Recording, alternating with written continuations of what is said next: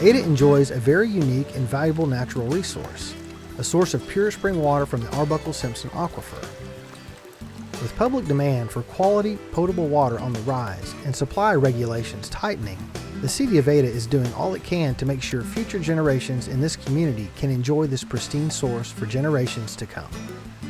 Yeah, the study identified deficiencies in the existing infrastructure as well as proposed additional, more modern improvements to the system to help us operate and deliver water both more efficiently to our customers.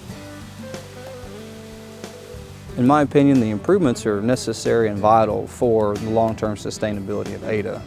The study identified additional capacity improvements that will allow Ada to plan for its future growth over the next 100 years. You know, if we're going to be attractive as a destination for businesses and individuals, we're going to need to make sure that those basic services are there. You know, if you don't have water, that's pretty much a break point. So it is probably the most critical service that the city supplies.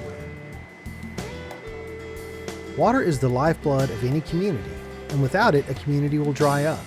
To make sure this doesn't happen in Ada, the city has elected to look very closely at the current transmission system to identify areas of inefficiency. The study is examining the water wells, Birds Mill Spring, the 11-mile transmission lines, and the water plant. There is no question this aging infrastructure is leaking water. The only question is how much. You know, all water systems leak. Okay? Municipal water systems are designed to have some loss. But we don't want that to be too extreme. And we have some questions about exactly how much water we're losing. So yes, that's part of it. The city is basically spending the money to do a scientific kind of planning study, an engineering study for the water line and water system upgrade. So when cities need new water, there's a couple of approaches. You can talk about the supply side, basically it says we got to go find new water. Today, things are getting kind of constrained in the state in terms of going out and finding new water. The other thing you can do is basically address the demand side, and part of the demand side is leakage, loss of water through the system. So the city's trying to address some of our capacity issues, future issues really, in terms of making sure that we don't lose any more water than we need to get it through the system. So it's an investment by the city for the next 50 to 100 years. It's a good idea.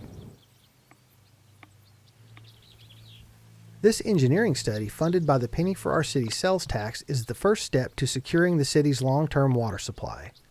Once all the deficiencies are identified, the city can set about making exact plans to improve the system in a timely manner and thereby maximize the supply its residents depend on for daily existence. It's going to be a big deal. So we want to make sure that we know how much it's going to cost. We want to make sure that we get the best return on the dollar. So this is a design study to help us make sure that we make the right choices in terms of, you know, what parts of the system are in need of upgrade and how we're going to manage the water flow into the city. A lot of our system's really old.